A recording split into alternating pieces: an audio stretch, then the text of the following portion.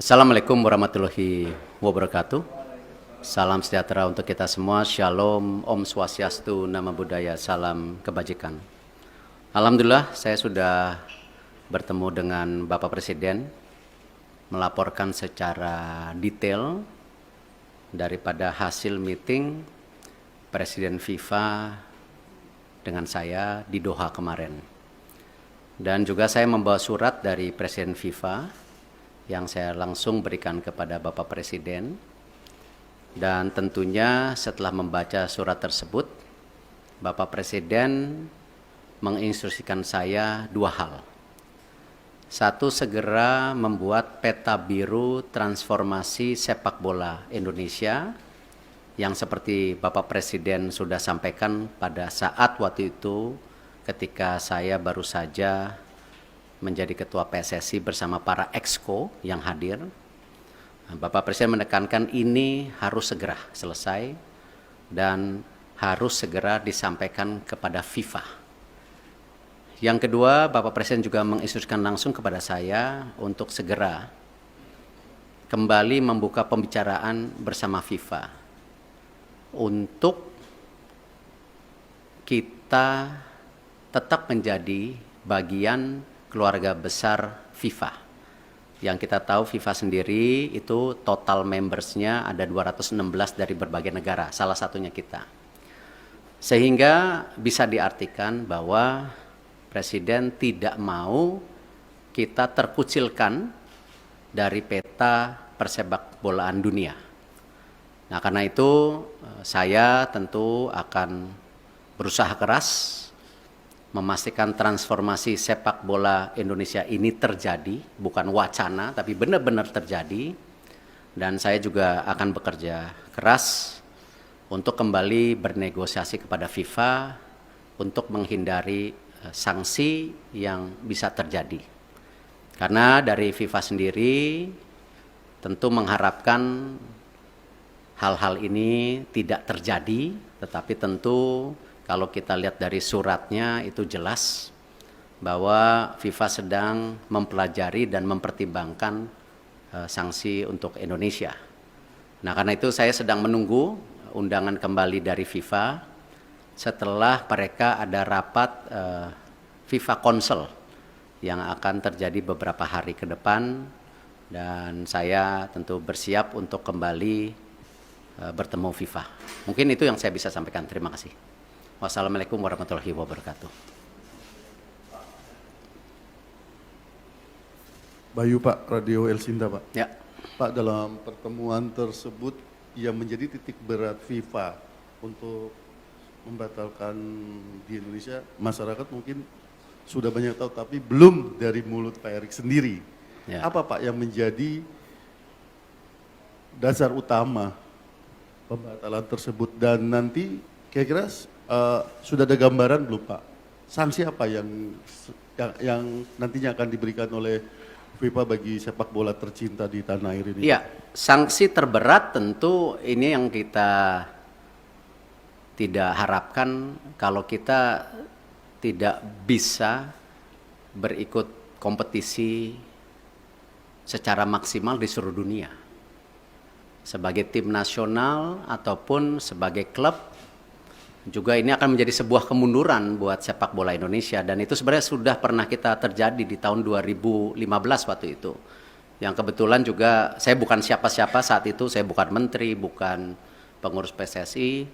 Bapak Presiden meminta untuk saya juga bisa melobi waktu itu ke FIFA dan dicabut di tahun 2016 kalau tidak salah. Nah, tentu itu yang terberat di mana kita menjadi menyendiri.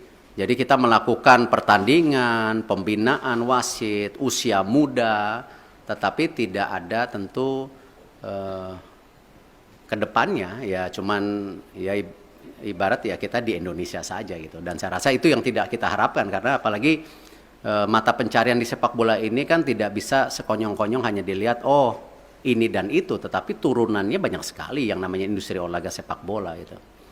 Yang kedua tentu ya kembali, FIFA ini kan otoritas tertinggi sepak bola di dunia.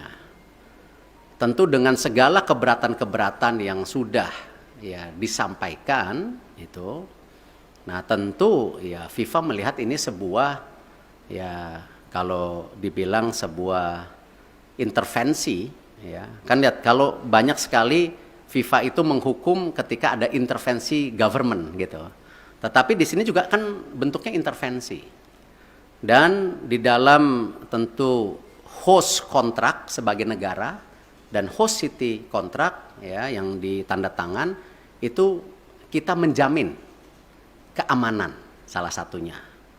Nah, tentu ini yang mungkin menjadi pertimbangan FIFA juga ya. Kalau kita lihat mengenai fasilitas, saya rasa ya FIFA sudah bicara lapangan yang sebelumnya belum siap. Terima kasih pemerintah pusat benar-benar mempersiapkan lapangan itu dan sehingga bisa qualified, lolos semuanya lapangan. Nah, tentu pertimbangan-pertimbangan ini yang memang menjadi hal bagaimana FIFA. Khusus untuk sanksi tentu juga ada sanksi ringan ya seperti administrasi atau pergantian apa saya belum tahu lah. Cuman yang penting jangan yang sangat berat lah karena ini salah satu saya rasa saya nggak baca suratnya Presiden FIFA kepada Bapak Presiden, mungkin ya salah satunya Presiden FIFA mempertanyakan ini transformasi sepak bola Indonesia serius atau tidak. Makanya Presiden langsung menginstruksikan saya segera menyelesaikan peta biru sepak bola Indonesia untuk disampaikan di FIFA. Mungkin ada kaitannya dengan surat tersebut. Saya nggak dapat soalnya isi suratnya gitu. Itu yang pasti.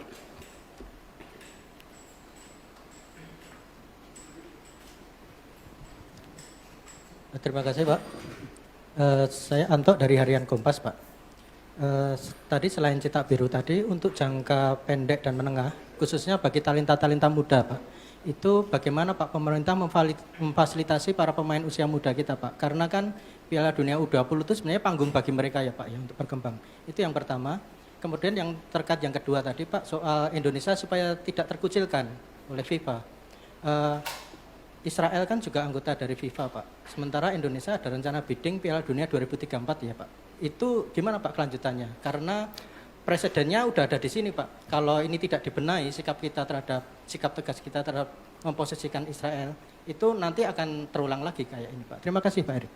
Ya, saya rasa hari ini kita jangan berpikir terlalu jauh dengan mimpi-mimpi 2034 ada Piala Dunia, ada Olimpiade yang kemarin juga di G20 disampaikan antara Presiden IOC Thomas Bach dan Indonesia. Saya rasa mungkin dengan berat hati ya kita bicara penyelesaian ini dulu. Karena itu sesuatu yang saya rasa belum menjadi sebuah hal yang prioritas hari ini. Gitu. Yang pasti ya tentu tadi disampaikan bahwa Presiden tadi bicara sama saya, Presiden akan juga mengundang Timnas U20 1-2 hari ini. Saya tentu ada mekanismenya dari istana yang akan melakukan itu. Nah, Bapak Presiden beliau sudah menyampaikan solusi-solusinya dan tentu saya bilang Bapak saya ikut aja karena ini memang kan pemerintah yang harus hadir.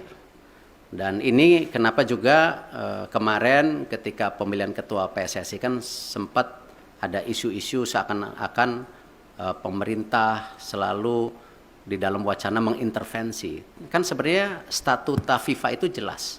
Siapapun boleh menjadi exco selama mengikuti statuta.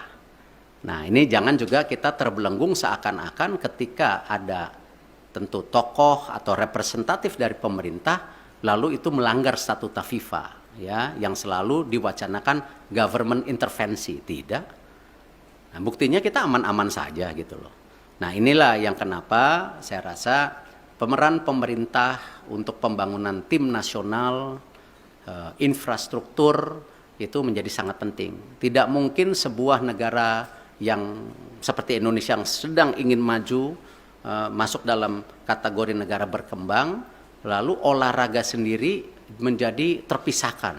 Ya tidak mungkin karena ini bagian dari tadi bagaimana kita membentuk yang namanya dorongan supaya apa? Terciptanya olahraga yang baik gitu. Dan ini yang kenapa kita selaraskan semua program ini secara bersama-sama gitu. Terakhir ya. Selamat siang Pak Erik, Fajar dari Tempo.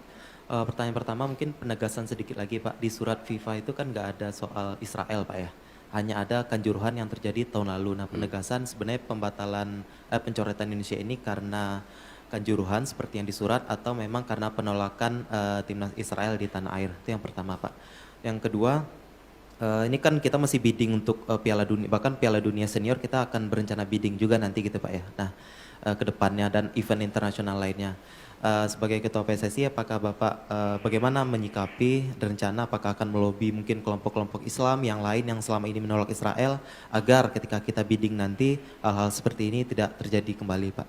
Dan pertanyaan terakhir Pak, setelah Bapak kemarin ke Qatar itu kan di GBK Arena rame Pak ya, karangan bunga terima kasih Pak Erik gitu kan yang dianggap memberikan keuntungan ke Bapak gitu. Apakah Bapak mengetahui atau seperti apa Pak karangan-karangan bunga yang di GBK Arena itu? Terima kasih. Ya kalau masalah karang bunga, waktu saya bersih-bersih Garuda juga dikirimin karangan bunga gitu. Tentu konteksnya itu ya bagian dari apresiasi. Tetapi kan kesuksesan sebuah event besar atau sebuah tentu organisasi besar bukan karena kerja individu. Ya itu karena sebuah kerja tim yang bersama. Ya saya rasa kita nggak bisa klaim-klaiman oh sukses ini karena titik-titik. Enggak, ini semua kerja tim. Nah karena itu kalau kita bicara mengenai event ke depan, tadi saya sudah sampaikan. Kita fokus ke sanksi dulu hari ini. Ya, Bapak Presiden jelas, jangan sampai disanksi. Segera selesaikan buku biru, rencana transformasi sepak bola. Bahkan kalau bisa, Bapak Presiden waktu itu sudah sampaikan sampai 2045. Target kita apa sih? Sebagai negara yang ekonominya akan terus tumbuh, ya.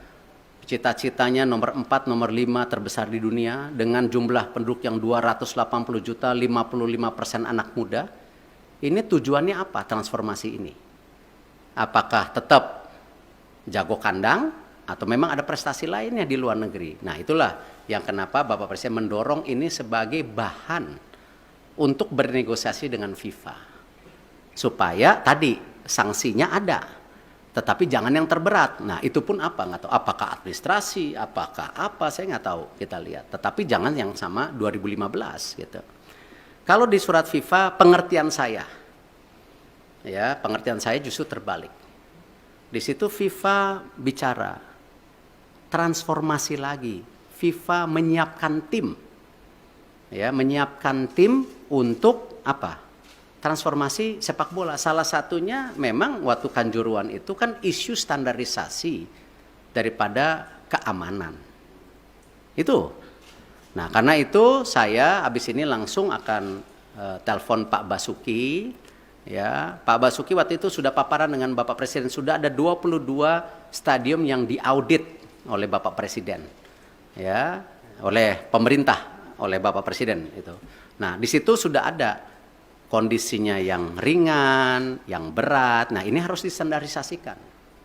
Nah, kenapa juga ya FIFA mengecek lapangan yang 6 dipakai ini sesuai standar atau tidak juga karena itu. Jadi memang security and safety itu menjadi penting. Ya, dan kita sebagai host country juga security dan safety menjadi penting, tidak aja dalam kegiatan event seperti liga kita. Liga-liga kita kan isunya sama nanti ke depan. Bagaimana supporter bisa pulang ke rumah. Gitu. Nah ini yang harus kita bangun security dan safety. Dan saya rasa ini menjadi hal yang sangat kita harus standarisasikan. Yang namanya manajemen pertandingan, manajemen lapangan pertandingan. Itu harus menjadi hal-hal standar. Kalau memang kita mau juga menjadi transformasi. Jadi itu yang saya bisa sampaikan. Terima kasih. Wassalamualaikum warahmatullahi wabarakatuh.